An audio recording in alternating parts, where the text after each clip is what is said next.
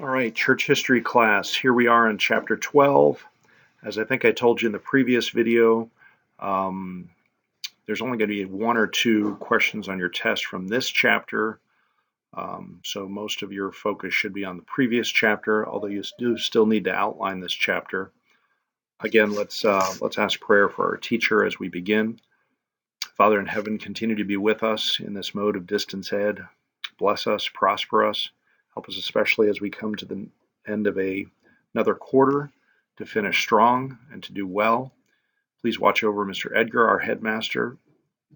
Please grant him your healing, health, and strength, and use these events for his growth in grace. Bless us, we pray, in Jesus' name. Amen. So, a short chapter here, and this is a very significant event in the history of the church, and you might expect this to be a longer chapter, and yet, in some ways, because it's only focused on this one event, right? Several of our chapters span several centuries and cover different events. This is a very general overview. You can find out more detail. In fact, you can even find more detail in your world history book when you look at, I think it's chapter 6 on the Byzantine Empire and early Russia. And then you look at chapter 9, what we're going through right now. So he's only going to touch on some of the issues and kind of justify why he's going to focus more on the West when he comes to the second Christian millennium, the year 1000 to 2000. All right, so what was Europe in the year 1000? Well, he begins by talking about the fall of Rome and the rise of the church, and that, largely what civilization there was and from Rome ends up being preserved by the church.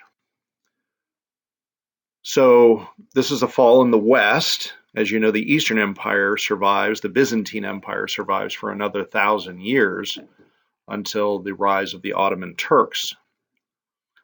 One question might be was this fall of Rome and in a sense, victory of the church, was this a fulfillment of some of the prophecies of Revelation? Mr. Edgar will probably talk about that when you get into his other class on eschatology and the advancement of the gospel through history.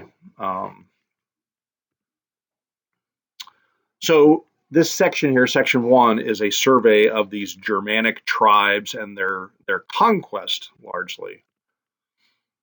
So you have these Germanic tribes in northern Italy, in Gaul, in Francia, or France. You have them in the Netherlands and England. You might wonder, why is this guy talking about the Netherlands? Well, he is a Dutch guy, so I think he doesn't mind highlighting the Netherlands. England, we have the Anglo-Saxons that go in and displace the Britons and move them to the western part of England, to Wales. Germany, Denmark, Norway, Sweden, Scandinavia, these were never technically part of the Roman Empire. What about non-Germanic peoples? Well, you have what we might call the Celtic people, up all the way up in Scotland and Ireland. And again, they're sort of right on the fringes they're never part of the Roman Empire. And then, of course, we have the Slavic areas in the east and the Rus. And again, you go back and look at chapter 6 in your world history book. So if we think of that in terms of this map, pretty much everything on the left-hand side, except for that area up in Scotland and Ireland, is these Germanic peoples, whereas the right side is more of these Slavic peoples, some of which come from the very far east. If you think of the Huns and the Magyars and all of that kind of stuff. And, again, this Roman Empire, where we see in Asia Minor, would be the Eastern Roman Empire, and it is shrinking and shrinking. It does have those periods of revival, Basil II, around the same time period. And we're going to have the development of Russia to the northeast. The Germanizing of the Western Church. So we're talking about a Germanic people, all these different Germanic tribes, but a Latin language that is preserved from the Roman Empire, because it was the what we call the lingua franca, the language of trade, the language of commerce, the language of knowledge, the language of science. Basically, anybody who wanted to write something of significance that would be preserved past their own lifetime was writing in Latin. Now, the author says that there was no civilization, and I think he's obviously writing there from kind of a Christian perspective. Obviously, these Germanic people had some kind of civilization. It may have been a very primitive one. It may have been a very pagan one, but it ends up becoming transformed through the advent of the gospel and Christianity among these people. So they become civilized, as it were, through the church, through the knowledge of God in the gospel. So this led to education, written forms of language, being able to keep records and documentation. This led through morals, a sense of right and wrong that comes through the knowledge of the law of God, but also governmental structures. I think I've talked about in the history class how, these bishops that develop in these different cities, these different communities, sort of serve the same function that the government officials in the Roman Empire did, and largely, help with the preservation of civilization through serving somewhat the same function in this new period.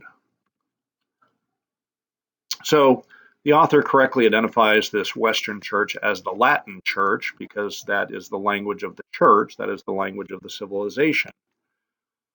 And so all of your significant documents, the liturgy, the worship is being conducted in Latin. I don't think the sermons are being preached in Latin. I think the sermons are still in the native tongue, but all of the main elements of the service are being conducted in Latin. The Bible, of course, and Jerome. I think we talked about in our world history class how significant his translation of the Bible, called the Vulgate, was. So as an example, you could walk into any Western church, whether it's in Gaul, whether it's in Charlemagne's empire, whether it's in the early Holy Roman Empire, whether it's in northern Italy or southern France, and the priest would say to you, Dominus vobiscum, Dominus vobiscum, the Lord be with you.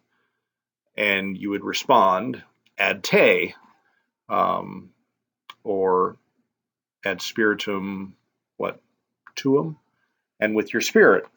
So there is a kind of a universalizing of the church that's happening because of this prevalence of the Latin language. Now, that becomes a problem later on, but at least at this stage in history, it's a unifying factor. So this is considered an important turning point because we are beginning to see, despite all the differences there may be, that there is this Christianizing effect that's happening across Western Europe. Your author doesn't use this term, but it would be what we would call Christendom, right? If you think about it in terms of Matthew 28, it's the beginning stage of the discipling of the nations, which is not just individuals in those nations, but actually referring to institutions, referring to society. There's the beginning of Christian civilization and Christian nations, if you will. Now, modern people would say that this was a terrible, I talked about in the world history class how moderns label this as the age of faith, and that's used in a negative way as opposed to the age of science that we live in, or the age of reason, or the age of, tolerance that we live in. This was an intolerant theocracy.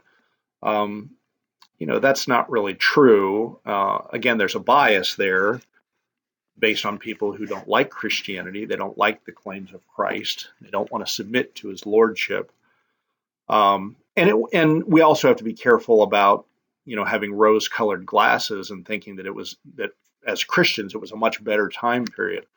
That's not necessarily the case. There were problems, and it was just the beginning stages. Um, we're really, I think, even 2,000 years later, still largely in the infant stages of the church, and we have a lot more growth to come. Section 3 tells us that the church separates, and it separates in two. So the author talks about how things were different in the East from the West. The Roman Empire did not fall. It becomes transformed as it takes on more of this Eastern character. But you've got great leaders like Justinian and Basil II, and you have, even though it's shrinking because of the Muslim problem, it is still there for, like I said, 1,000 years, 500 to 1400 AD. There are these losses to Islam, and you can see there how quickly that happened when you look at the map here on page 89.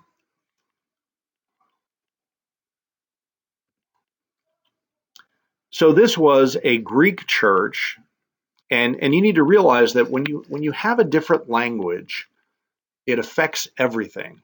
Okay, it allows culture to develop in different way. That's part of the reason why God confused the languages back in Genesis chapter 11, is because he wanted people to be separated. Now, he doesn't necessarily want them today with the advent of Christ and Pentecost. But you just have to recognize that when you have these differences of language, people are going to lose contact with each other. And so things are going to develop in different ways. So here's an example of Latin versus Greek. Domine miserere nobis, Lord have mercy on us, as opposed to the Greek. And what's interesting about this particular phrase is it's actually used in the Western church. It's so common and so important that it's actually used in the Western church as well as the Eastern church. Kyrie eleison. Kyrie eleison, Christe eleison, Kyrie eleison. Lord have mercy, Christ have mercy, Lord have mercy. And so that's just an example of differences between Greek and Latin. They are very close languages, and I would certainly recommend any of you who have been studying Latin to at least dabble into some Greek, because you'll find that they're very similar and you will pick it up fairly easily. And of course, the advantage of that is that the New Testament is written in Greek, and so you could actually be reading the Bible in its original language if you take some time to work on that. So there is a fork in the road. There are these differences that have been happening, and they end up coming to a point of crisis in 1054. And the author doesn't really put it this way, but it's kind of a big deal, because the West excommunicates the East excommunicates the West, and so basically they basically don't view each other anymore as true churches. So this is a huge event. We confess in the Creed that we believe in one holy Catholic and Apostolic Church, but it's now no longer one, at least in a formal sense. So why did this happen? Your author doesn't get into a lot of the details. There were doctrinal differences. There were different understandings on the what we call the procession of the Spirit. When we say in the Creed, he proceeds from the Father and the Son. That's a distinctively Western idea that developed, in the 8th century, I believe, and it was never adopted in the East. And so that's one of the things. There's different ways that they think about God. Um, for speaking as a Western Christian, I think the East is too influenced by Greek philosophy. I've talked about this in the world history class. That's why I think they end up thinking that iconography is not a violation of the second commandment and is okay because there's this, there's this idea that there's this idea that you can have this heavenly ideal and an earthly representation of it. Anyway, your author doesn't get into this a whole lot, but he does correctly point out that it's more of a cultural difference. It's more the fact that these different languages, these different geographical separations, they kind of lose touch with each other. And so when this moment of crisis comes, there's not a great burden or urgency to want to stick together. And it's like anything, sin gets in the way. Um, Sin messes up. It taints everything. Okay, and it even taints the church. So we've got to recognize that and deal with that, and not have everything be so idealized all the time.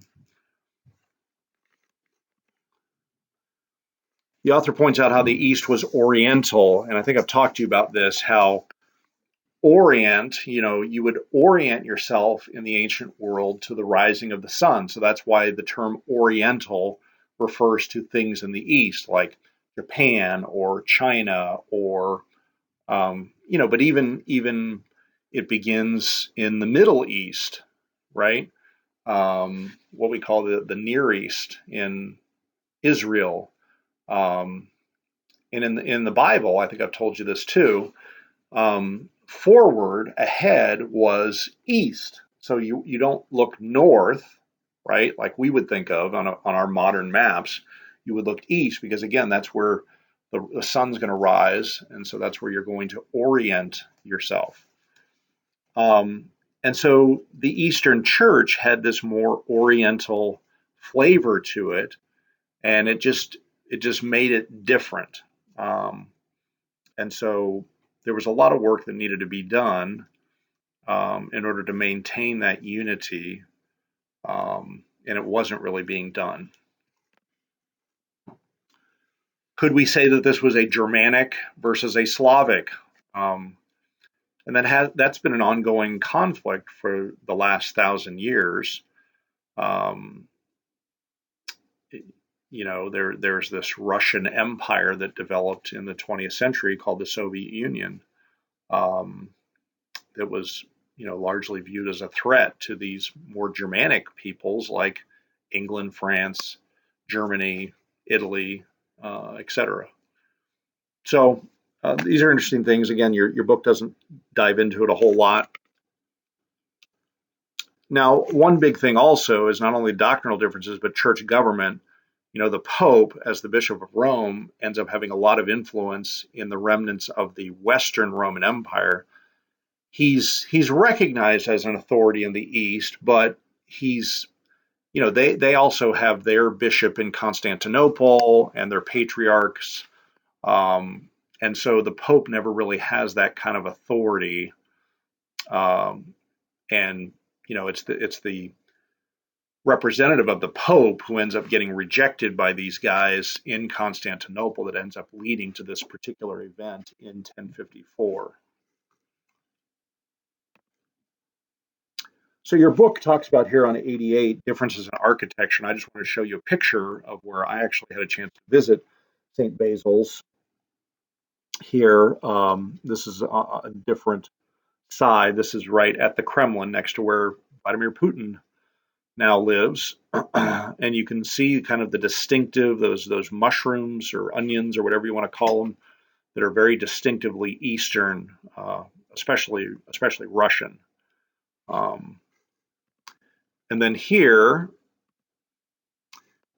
is a couple of pictures of Westminster Abbey.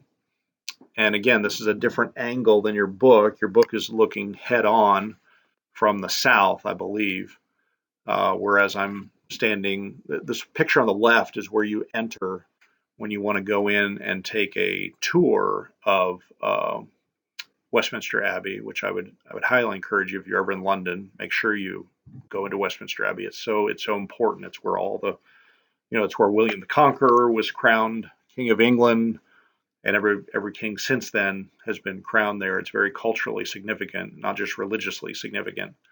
But you can see this is a great example of the Gothic medieval architecture that's going to develop in the next couple of centuries after 1000 AD, and just looks very, very different from that Eastern church that we saw. So your author asserts that the Eastern Church becomes quiescent. That's a fancy word that means resting or even asleep. We get the word quiet from it, right? What does he mean by that? There were these great theologians in the East. Clement of Alexandria, Athanasius is huge. I would highly encourage you to read his book on the Incarnation. It's a wonderful defense of who Christ is and what he's come to accomplish.